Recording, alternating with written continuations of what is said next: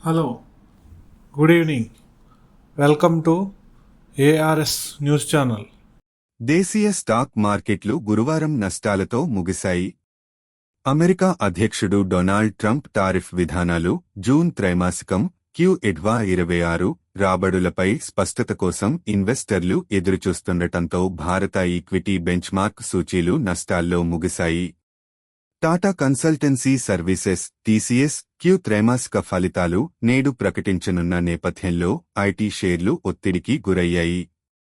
BSE Sensex 345.8 పాయింట్లు క్షీణించి 83,190 వద్ద స్థిరపడగా నిఫ్టీ 50 కూడా 120.85 పాయింట్లు క్షీణించి 25,355 వద్ద ముగిసింది. విస్తృత మార్కెట్లలో Nifty mid cap 0.32%, Nifty small cap 0.3% నష్టపోయాయి. రంగాలవారీగా చూస్తే Nifty PSU bank, Nifty IT 0.8% చొప్పున నష్టపోయాయి. TCS ఫలితాల కోసం ఇన్వెస్టర్లు ఎదురుచూడడంతో ఐటీ షేర్లు ఒత్తిడికి లోనయ్యాయి. Nifty auto, bank, energy, financial services, FMCG, pharma, health care, oil and gas షేర్లు నష్టాల్లో ముగిశాయి. Nifty metal, realty, consumer durables లాభాల్లో ముగిశాయి.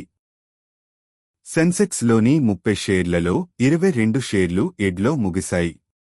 అదే సమయంలో Bharti Airtel, Asian paint, Infosys, Bharat electronics, tech Mahindra, Eternal షేర్లు 2.6% వరకు నష్టపోయాయి.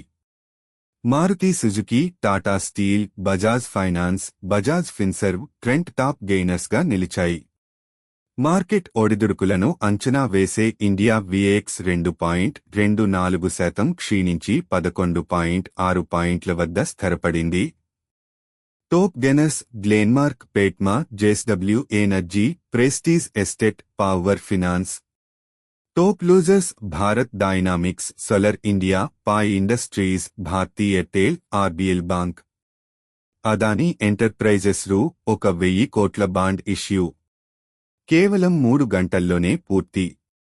అదానీ ఎంటర్ప్రైజెస్ ఇటీవల విడుదల చేసిన ₹1,000 కోట్ల బాండ్ ఇష్యూ ప్రారంభమైన 3 గంటల్లోనే పూర్తిగా సబ్స్క్రైబ్ అయింది. రిటైల్ మరియు కార్పొరేట్ ఇన్వెస్టర్ల నుండి బలమైన భాగస్వామ్యం సంస్థ యొక్క క్రెడిట్ ప్రొఫైల్పై నమ్మకాన్ని తెలియజేస్తుంది. బాంకింగ్ రూల్స్ ఇకపై ఈ బ్యాంకుల్లో మినిమం బ్యాలెన్స్ అవసరం లేదు. బాంకింగ్ రూల్స్ సేవింగ్స్ ఖాతాల్లో మినిమం బ్యాలెన్స్ లేని పక్షంలో బ్యాంకులు పెనాల్టీలు వేస్తుంటాయనే విషయం తెలిసిందే. అయితే చాలా ప్రభుత్వ రంగ బ్యాంకులు తమ వినియోగదారులకు ఒక గొప్ప ఊరటనిచ్చాయి. సేవింగ్స్ ఖాతాలో కనీస నిల్వను నిర్వహించినందుకు విధించే ఛార్జీని తొలగించాయి. ఇకపై ఈ బ్యాంకుల్లో సేవింగ్స్ ఖాతా ఉన్నవారు ఖాతాలో కనీస నిల్వను ఉంచాల్సిన అవసరం లేదు.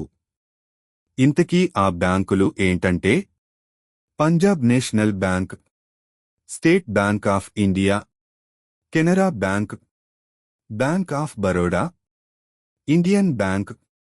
ఈ జాబితాలో ఇండియన్ బ్యాంక్ కూడా చేరింది. జూలై 7వ తేదీ నుంచి మినిమం బ్యాలెన్స్ ఛార్జీల నుంచి మినహాయింపు ఇస్తున్నట్లు ప్రకటించింది. ఇది సేవింగ్స్ ఖాతాదారులందరికీ వర్తించనుంది. ఈ క్రమం మినిమం బ్యాలెన్స్ లేకున్నా ఎలాంటి పెనాల్టీ చెల్లించాల్సిన అవసరం లేదు. ఈ నిర్ణయం వినియోగదారులకు ఎంతో ఊరటనిచ్చే అంశం.